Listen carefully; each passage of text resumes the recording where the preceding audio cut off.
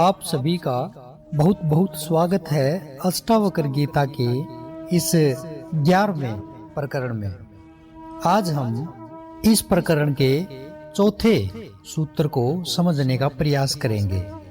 यह सूत्र भी तीसरे सूत्र का ही अगला भाग है। इसमें अष्टावक्र जी कह रहे हैं कि सुख दुख जन्म मृत्यु देव योग से ही होता है। ऐसा निश्चय वाला व्यक्ति साध्य कर्मों को देखता हुआ और निरायास यानी प्रयास रहित कर्मों को करता हुआ भी उनमें लिप्त नहीं होता। क्या कहा अष्टावक्र जी ने? कह रहे हैं कि जो सुख दुख और जन्म मृत्यु है ये सब देव योग से होते हैं।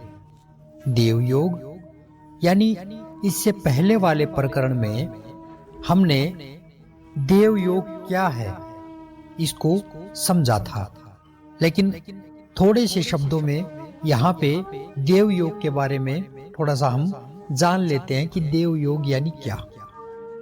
देव योग वह है जो प्रकृति में अपने आप स्वतः घटित हो रहा है, उसे हम कहते हैं कि ये सब देव योग से यानी अपने आप घट रहा है। और अपने आप घट रहा है इसलिए मनुष्य के अधिकार में कुछ भी नहीं है।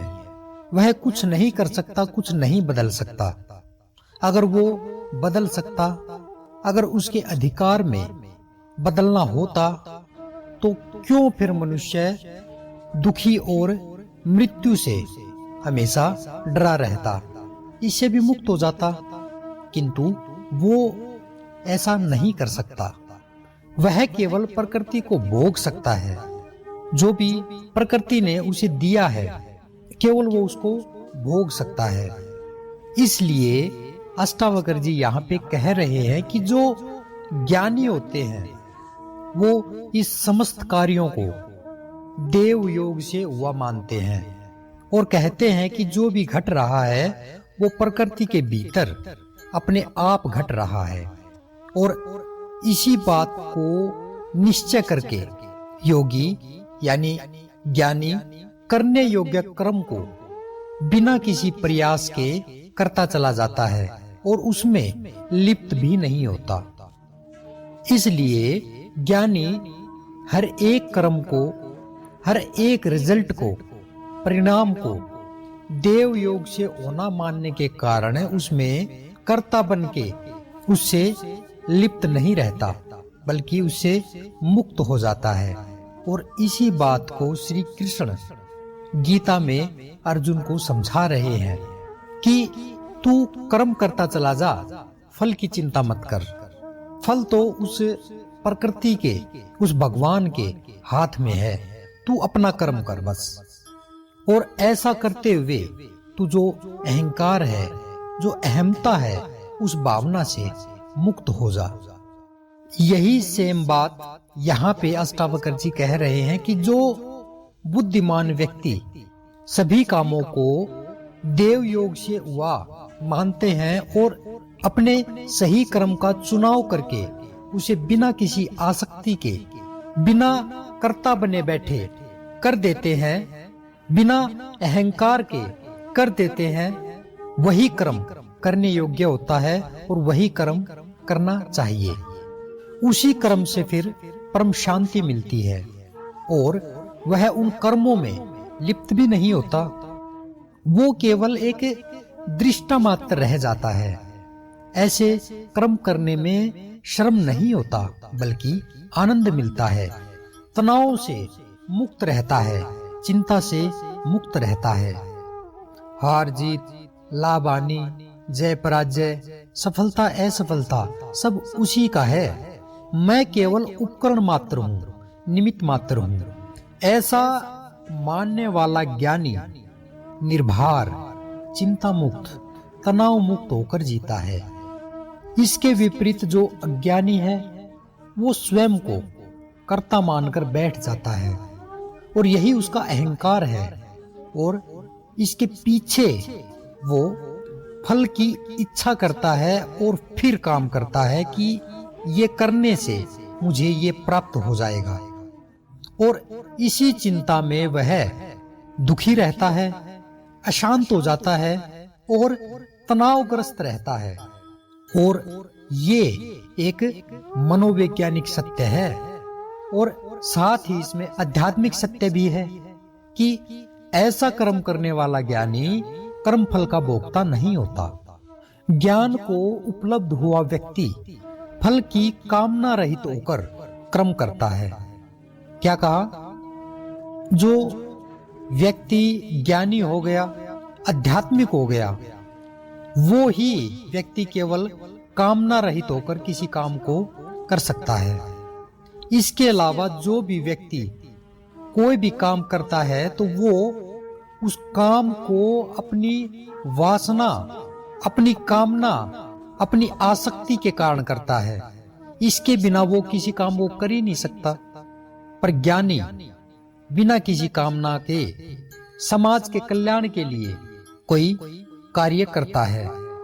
उसके कर्म में केवल मानव मात्र का कल्याण ही होता है। वह कर्मों को देह और इंद्रियों का ही धर्म मानते हैं, आत्मा का नहीं।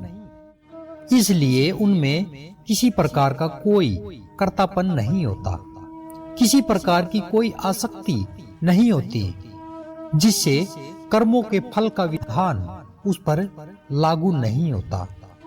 वह कर्म फल से मुक्त ही रहता है।